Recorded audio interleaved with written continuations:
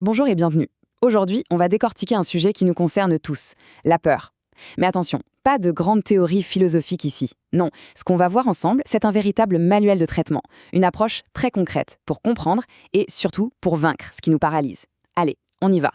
Cette phrase, on l'a tous entendue un jour ou l'autre. Ça part d'une bonne intention, bien sûr. Mais soyons honnêtes, c'est un conseil qui ne marche jamais. Et pourquoi? Eh bien parce qu'il ignore complètement la nature du problème. La peur, ce n'est pas juste dans la tête, c'est une force, une vraie force, qui a des conséquences bien réelles dans nos vies. Pour pouvoir soigner quelque chose, il faut d'abord poser le bon diagnostic. Alors, ce que je propose, c'est de changer complètement notre façon de voir les choses. Au lieu de considérer la peur comme une sorte d'illusion, on va la voir pour ce qu'elle est vraiment, une infection psychologique. Réfléchissons à cette analogie. Une infection physique, si on la laisse tranquille, elle s'aggrave, elle se propage. Pour la peur, c'est exactement pareil. Elle est bien réelle, elle a des symptômes, et elle peut petit à petit contaminer tous les domaines de notre vie si on ne fait rien. Et justement, voici les coups, les symptômes concrets de cette infection quand elle n'est pas traitée. La peur, ce n'est pas anodin. C'est souvent l'obstacle numéro 1 à la réussite. Elle nous pompe notre énergie, elle peut même nous rendre malades, elle nous coupe la parole et surtout, elle nous fait passer à côté d'opportunités incroyables. En bref, c'est une force qui nous empêche d'avoir la vie que l'on veut.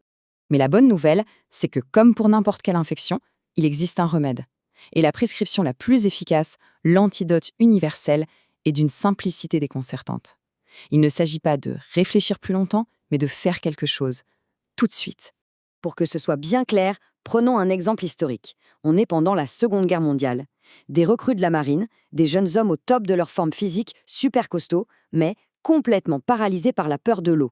Une peur purement psychologique qui rendait toute leur force physique inutile. Et la solution, ce n'était pas de longues discussions ou des discours de motivation, non.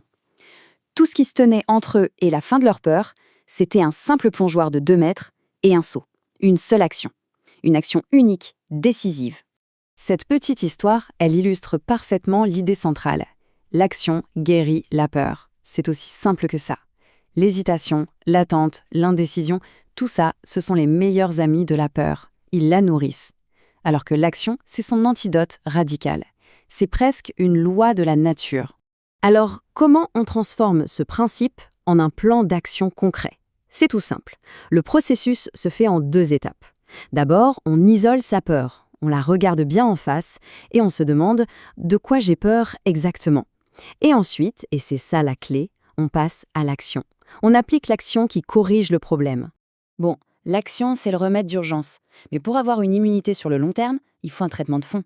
Et pour ça, on doit apprendre à gérer notre source interne de confiance, ce qu'on va appeler notre banque mentale. Imaginez que votre esprit fonctionne comme une banque de souvenirs. Chaque jour, à chaque instant, on y fait des dépôts. Ce sont nos pensées. Et ces pensées, elles deviennent le stock dans lequel notre esprit va piocher plus tard pour construire notre confiance ou nos doutes. Le guichetier de cette banque, lui, il est totalement neutre. Si on vient le voir en demandant « Prouve-moi que je suis incapable », il va ouvrir le coffre des dépôts négatifs et nous sortir tous nos souvenirs d'échecs. À l'inverse, si on lui demande « Montre-moi de quoi je suis capable », il ira chercher dans le coffre des dépôts positifs. C'est nous qui choisissons ce qu'on retire. Du coup, les règles pour bien gérer cette banque sont d'une simplicité enfantine. Règle numéro 1, faire le choix conscient de ne déposer que des pensées positives et constructives. Règle numéro 2, quand on a besoin de puiser de la confiance, on ne fait des retraits que sur le compte positif. Les souvenirs négatifs, on les laisse prendre la poussière au fond du coffre. Après avoir géré ce qui se passe à l'intérieur, on va s'occuper de l'extérieur. Parce que oui, on peut aussi fabriquer de la confiance en utilisant notre corps avec des actions physiques très simples. C'est le traitement par le mouvement. La question est donc la suivante. Comment on peut utiliser notre corps pour influencer directement nos émotions ? En fait, il y a un principe en psychologie qui dit que le mouvement précède l'émotion. Autrement dit, si on agit comme quelqu'un de confiant, on finit par se sentir confiant. Voici 5 exercices ultra pratiques. Premièrement, s'asseoir au premier rang dans une réunion ou une conférence. La confiance, ça ne se cache pas au fond de la salle. Deuxièmement, regarder les gens dans les yeux. C'est un signe d'honnêteté et d'assurance. Troisièmement, marcher 25% plus vite. Ça a l'air de rien, mais ça change complètement notre état d'esprit. Quatrièmement, oser prendre la parole. Et enfin, 5e, sourire. Un grand sourire bien franc, c'est un remède incroyable contre l'amorosité. Voilà, on arrive à la fin de cette analyse. Et le pronostic est excellent, mais à une seule condition. il faut commencer le traitement. La peur est guérissable et la confiance, c'est une compétence qui s'apprend et se développe.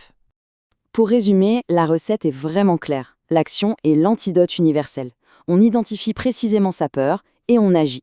On prend le contrôle de sa banque mentale en ne faisant que des dépôts et des retraits positifs. Et on utilise des actions physiques toutes simples, comme s'asseoir devant ou sourire, pour construire activement sa confiance au quotidien. Et tout ça, ça nous amène à la question finale. Pas demain, pas la semaine prochaine, mais aujourd'hui.